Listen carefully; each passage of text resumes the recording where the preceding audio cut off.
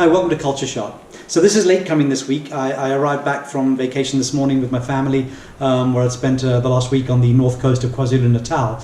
But I wanted to send it anyway this evening, better late than never, I hope, because I know this is the last working week for many South Africans who'll be going off on their summer holidays towards the end of next week. And I wanted to just maybe share some little nuggets of advice, some of the most unusual little nuggets of advice that I've heard this year, maybe give you some food for thought over the holiday season. The first one came from a business leader in Switzerland who said something really interesting. He said that advice is a gift like a t-shirt. He says, I can't force you to wear it, and I shouldn't try to. And I thought that was really interesting because we offer advice as leaders, like an instruction. I'll say to you, let me give you a piece of advice, and I expect you to follow it. And in so doing, what we're doing is we're kind of informing our people that we don't respect their opinions. We don't really want them to think. We don't really want them to come up with their own ideas. We just want them to follow instructions. And if that's the kind of thing that we want, then we probably shouldn't be offering advice in the first place. We should just get on with the ordering people around part of it.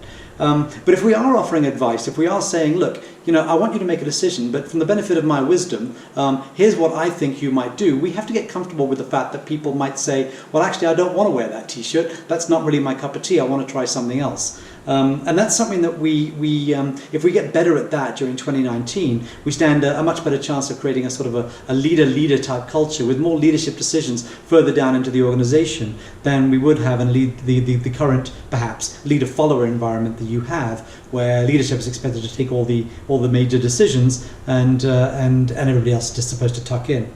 And on that topic, there was a second piece of advice that I really thought stood out, and it kind of ties into that one. That what we do is as leaders, we'll often say, here's an idea. When we're presenting an idea, we'll say, here's an idea, and who's in favour? All those in favour say aye, and we'll expect people to kind of say yes. And if they say no, we might get a bit feisty about it, or we'll expect them to come up with a really quality idea about why it is that they object. And sometimes it's just an excuse to gun people down. But what about if what we do is we purposefully get them to think of improvements, and by doing so, we invite people to share their ideas in a really constructive way. But rather than putting people on the spot, what about if you were in a position to say, I've got this is the idea, this is the new plan, I want you guys to go away and take 24, 48 hours, whatever, a week, whatever's practical, and come back and tell me ways in which you think we can improve it, and let's see what ideas you can add to that. In other words, what we're doing is we're still able to present our good ideas, still able to present our thinking, but we're still inviting that input and getting people to take some ownership of the ideas. And on that topic, in kind of the opposite of that entirely, is this. If you want your people to share ideas up front, don't tell them what you think first. In a meeting, we often do this. We'll sit down and tell them what we think, and then we'll ask them what they think, and find out what they think is what we think, i.e. we've set the baseline and they're afraid to stray too far from that.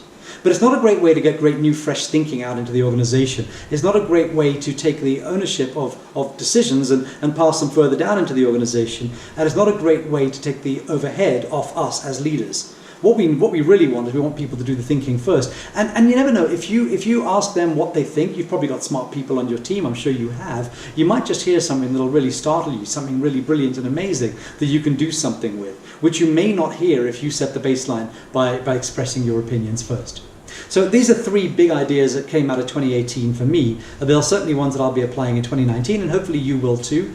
Take my advice and think about it, but choose not to wear the t-shirt if you don't want to. That's the underlying message.